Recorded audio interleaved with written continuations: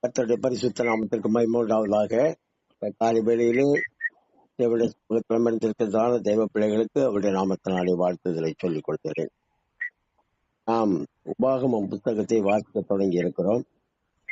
உபாகமம் என்பது வசனங்கள் என்று பெயர் கொண்டது.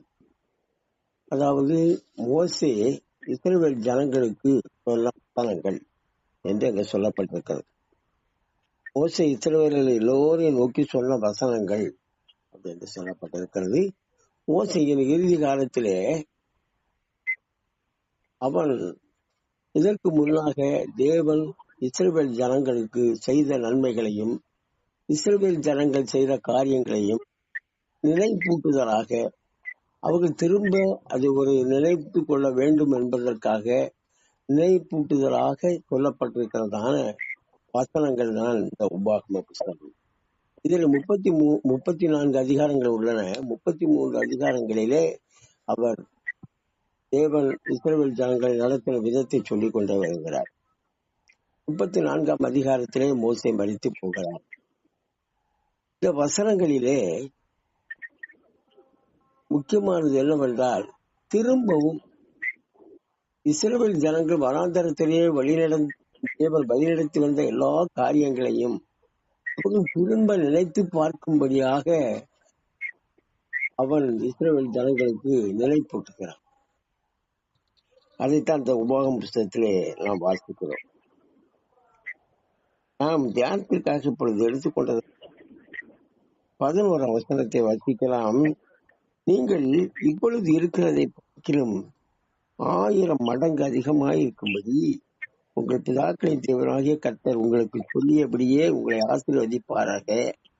ஒரு ஆசீர்வாதத்தை மோசே சொல்லுகிறார். உங்களுக்கு சொல்லியபடியே ஆசீர்வதிப்பாராக அப்படி என்று சொல்லுகிறார். நம் தேவன் சொல்லியதை நிறைவேற்றுகிறவர். வானத்து நட்சத்திரங்களைப் போல அவர்களை பெருக பண்ணினார். சொன்னதை அப்படியே தேவன் அவர்களுக்கு கொடுத்த வாக்குப்படி அதை நிறைவேற்றி அவர்களை பெருக பண்ணினார்.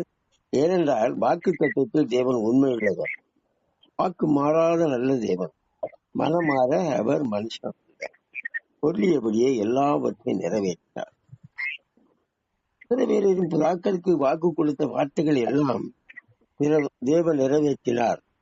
இந்த அதிகாரங்களை நீங்கள் வாசிப்பீர்கள் என்றால் எல்லா வாக்கு தத்தங்களையும் தேவன் நிறைவேற்றினார். ஆனால் இந்த வாக்கு தத்தங்களை, இந்த ஆசீர்வாதங்களை பெற்றுக்கொள்ள, அதை நிறைவேறும் போது அதை பெற்றுக்கொள்ள தகுதியானவர்கள் மட்டும் அதை அனுபவித்தார்கள். மற்றபடி தகுதி இல்லாமல் வாழ்ந்தவர்கள் அதை அந்த வாக்கு தத்துவத்தின் நிறைவேறுதலை அனுபவிக்க முடியாமல் போனார்கள். வாக்கு செய்த தேவன் உண்மை உள்ளவர், அவரை போல நாமும் உண்மை உள்ளவர்களாக இருக்க வேண்டும். நிறைவேறுதலை அனுபவிக்க நாம் தகுதியற்றவர்களாக இருந்தால் நிறைவேறுதலை, அந்த வாக்கு தத்தத்தை நாம் அனுபவிக்க முடியாது. துன்மார்க்க ஜீவியம் நம்மிலே காணப்படுமானால், ஒரு பொய்யான ஜீவியம் நம்மிலே காணப்படும் என்றால் வாக்கு தத்தங்கள் ஏராளமாக இருந்தாலும் அதை அனுபவிக்க முடியாது. இஸ்ரவேலருக்கு வாக்குத்தத்தம் பண்ணப்பட்ட கானான் தேசத்தை நிறைய ஜனங்கள் அனுபவிக்க முடியவில்லை. ஏனென்றால் அவர்களுக்கு தேவனுக்கு ஏற்ற வாக்கு தத்துவத்தை அனுபவிக்கக்கூடிய தகுதி இல்லாதவர்களாக இருந்தார்கள். உத்தமம் இல்லாதவர்களாய், உண்மை இல்லாதவர்களாக இருந்தார்கள். இந்த அதிகாரத்திலே நீங்கள் 35ஆம் வசனத்தை நீங்கள் வாசிப்பீர்கள் என்றால், பிதாக்களுக்கு கொடுப்பேன் என்று ஆணையிட்ட அந்த நல்ல தேசத்தை இந்த பொல்லாத சந்ததியாராகிய மனிதரில் ஒருவரும் காண்பதில்லை என்று சொல்லப்பட்டிருக்கிறார். இஸ்ரவேலருக்கு வாக்கு செய்து ஆணையிட்ட தேவன் வாக்குத்தத்த ஆசீர்வாதமான தேசத்தை பொல்லாத மனிதராக ஜீவித்தவர்களுக்கு அதை கொடுக்கவில்லை, அதை அவர்கள் அனுபவிக்க முடியவில்லை. அப்படியானால் வாக்குத்தத்தம் நம்ம நிறைவேற நாம் தகுதியானவர்களாக இருப்பதும் மிகவும் அவசியம், மிக முக்கியம். அதுல 36ஆம் வசனத்தை வாசிக்கின்றால், எப்பினோயின் குமாரனாகிய காலேப் மாத்திரம் அதை காண்பான். அவன் கர்த்தரை உத்தமமாய் பின்பற்றினபடியினால் நான் அவன் மிதித்து வந்த தேசத்தை அவனுக்கும் அவன் பிள்ளைகளுக்கும் கொடுப்பேன் என்று ஆணையிட்டார் வாசிக்கிறோம். அதாவது காலேப் உத்தமமாய் நடந்து கொண்டபடியால் வாக்கு தத்தத்தை அனுபவிக்க தகுதி உள்ளவனானான். வாக்கு தத்தங்களை அனுபவிக்க நம்மில் உத்தமம் காணப்பட வேண்டும், உண்மை காணப்பட வேண்டும், ஒரு கீழ்ப்படிதல், நல்ல ஜீவியம் நம்மிடத்திலே காணப்பட வேண்டும். எண்ணாகமம் 14ஆம் அதிகாரம் 22, 23 வசனங்களை வாசிப்போம் என்றால், இங்கே தேவன் சொல்கிறார், என் மகிமையையும் நான் எகிப்திலும் வனாந்தரத்திலும் செய்த என் அடையாளங்களையும் கண்டிருந்தும் என் சத்தத்திற்கு செவி கொடாமல் இதனோட 10 முறை என்னை பரீட்சை பார்த்த மனிதரில் ஒருவரும் அவர்கள் பிதாக்களுக்கு நான் ஆணையிட்டு கொடுத்த தேசத்தை காண மாட்டார்கள். எனக்கு கோபம் உண்டாக்கினவர்கள் ஒருவரும் அதை காண மாட்டார்கள் என்று தேவன் சொல்கிறார். அப்படியானால் இந்த வார்த்தைகளின் மூலமாய் தெரிந்து கொள்ள வேண்டிய முக்கியமான ஒரு காரியம், தேவ வழிநடத்துதலை உணர்ந்த தேவ பிள்ளைகளாய் இருந்தாலும் இஸ்ரவேல் ஜனங்களாய் இருந்தாலும் வசனத்திற்கு செவிகொடாமல் ஜீவிக்கிற வேளையிலே தேவ வாக்கு தத்தத்தை அனுபவிக்க முடியாது என்பதுதான் உறுதி.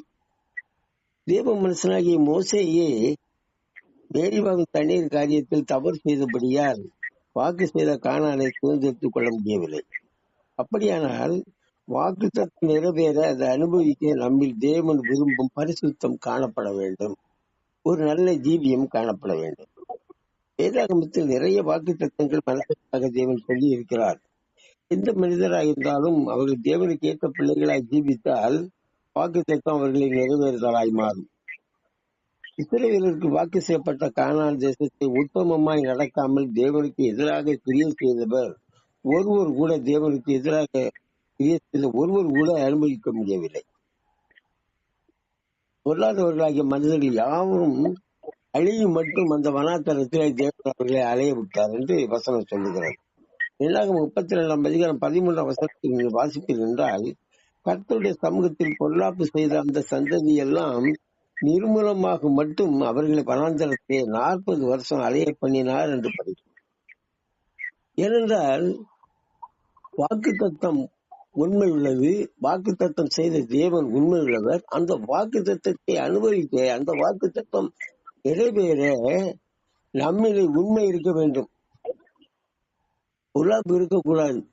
அவருக்கு எதிராக பொல்லாப்பு செய்த அந்த சந்ததி எல்லாம் நிர்மூலமாக மட்டும் 40 வருஷம் இஸ்ரவேல் ஜனங்கள் அந்த வனாந்தரத்திலே அலைந்தார்கள். அலைய பண்ணினார் என்று சொல்லப்பட்டிருக்கிறது. அவர்கள் அலைந்ததில்லை, தேவன் தான் அவர்களை அலைய பண்ணினார். ஏனென்றால் 12ஆம் வசனத்தில் தேவன் சொல்கிறார், என்னை உத்தமமாய் பின்பற்றாதபடியால் அவர்கள் நான் ஆபிரகாமுக்கும் ஈசாக்குக்கும் யாக்கோபுக்கும் ஆணைத்து கொடுத்த தேசத்தை காண்பதில்லை என்று சொல்கிறார். உத்தமமாய் அவர்கள் பின்பற்றாத காரணத்தினாலே அவர்கள் வாக்கு தத்தத்தை சுதந்திரித்துக் கொள்ள முடியவில்லை. அது கானான் தேசம் என்றில்லை, எந்த வாக்கு தத்தமாக இருந்தாலும் நம்மிலே உத்தமம் காணப்படவில்லை என்றால் அந்த வாக்கு தத்தம் நம்முடைய வாழ்க்கையிலே நிறைவேறாது. நிறைய வாக்கு தத்தங்கள் இருக்கிறது, இருந்தாலும் நம்முடைய ஜீவியத்தில் உத்தமம் காணப்பட வேண்டும். தேவனுக்கு உகந்ததான ஒரு வாழ்க்கை நம்மளை காணப்படும் என்றால் மட்டும்தான் அந்த வாக்கு தத்தங்கள் நிறைவேறும். தேவனுடைய வாக்கு தத்தங்கள் யாவும் உண்மையுள்ளது, தேவனும் உண்மையுள்ளவர். உண்மையுள்ள தேவனின் உண்மையான வாக்கு தத்தங்கள் நம்ம நிறைவேற நம்ம உண்மையான உத்தமமான ஜீவியம் காணப்பட வேண்டும். அப்படியான பரிசுத்த ஜீவியம் காணப்பட வேண்டும். தேவனின் வாக்கு தத்தங்களை நாம் அனுபவிக்கலாம். தேவன் நம்மை தகப்பனை போல சுமந்து வந்தார் என்றால் அவர் தகப்பனை போல சுமப்பதற்கு நாம் அவருடைய பிள்ளைகளாக இருக்க வேண்டும். அப்பதான் சுமப்பார், அப்பதான் அந்த வாக்கு தத்தம் நம்ம நிறைவேறும். அவர் தாய் போல நம்மை தேற்றுவார். அவருடைய குழந்தைகளாய் நாம் இருந்தால்தான், இல்லை என்றால் அந்த வாக்கு தத்தம் நிறைவேறாது. எவ்வளவு வாக்கு தத்தங்களை அதிக தேவன் இந்த காலங்களிலே நமக்கு ஒரு வாக்கு தத்தத்தை கடைசியாக ஆசீர்வாதமான ஒரு வாக்கு தத்தை அருளி இருக்கிறார். இஸ்ரவேல் ஜனங்கள் நிறைய வாக்கு தத்தங்கள் அருளி அவர்கள் ஆசீர்வதித்தார். அவருடைய தேவைகளை எல்லாம் சந்தித்தார். 40 வருடமாக வனாந்தரத்திலே வழிநடத்தி வந்தார். அதைத்தான் அந்த மோசே திரும்பவும் அவர்கள் நினைப்பூட்டுதலாக இந்த உபாகமத்தில் சொல்லிக் கொண்டு வருகிறார்.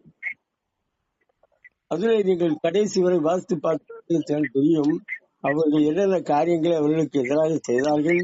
இருந்தாலும் தேவன் எப்படியெல்லாம் மன்னித்தார், தேவனிடத்தில் மோசே எப்படியெல்லாம் போராடி அவர்களுக்கு ஒரு விடுதலையை பெற்றுக் கொடுத்தார் என்பதை நாம் வாசிக்க இருக்கிறோம். இதெல்லாம் என்னத்தை உணர்த்துகிறது என்றால், வாக்குத்தத்தம் செய்த தேவன் உண்மையுள்ளவராக இருக்கிறது போல அந்த வாக்குத்தத்தத்தை அனுபவிக்க போகிறதான ஜனங்களும் உண்மையும் உத்தமமா இருக்க வேண்டும். அப்படி இருந்தால் மட்டும்தான் இந்த வாக்குத்தத்தத்தை அனுபவிக்க முடியும்.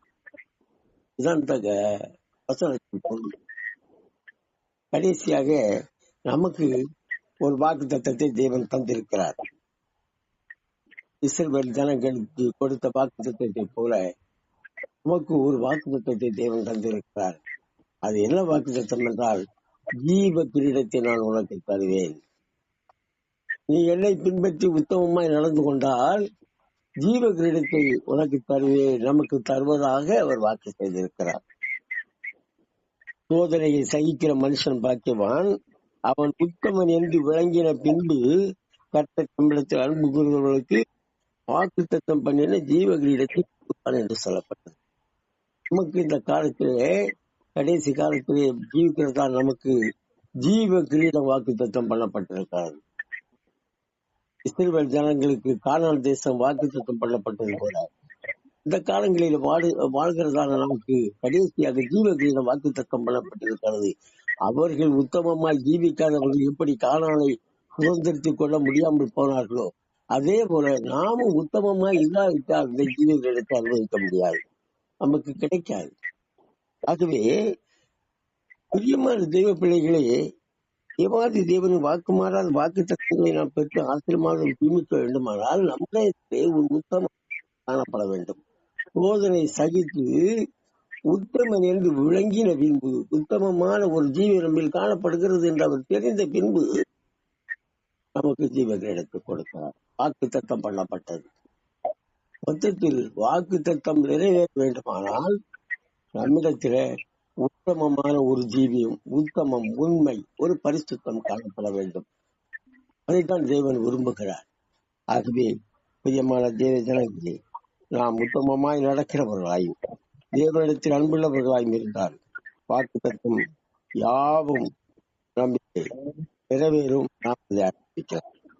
ஜீவ கிரீடத்தை நாம் பெற்றுக் கொள்ளலாம். உத்தம இதயத்தோடு தேவன் மேல் அன்புள்ளவர்களாய், தேவனை போல உண்மையுள்ளவர்களாய் வாக்குத்தத்தம் பண்ணப்பட்ட தேவ ஆசீர்வாதங்களை பெற்றுக்கொள்ள தேவன் தாமே இந்த கால வேளையிலே நமக்கு செய்வாராக. ஆமென். அல்லேலூயா.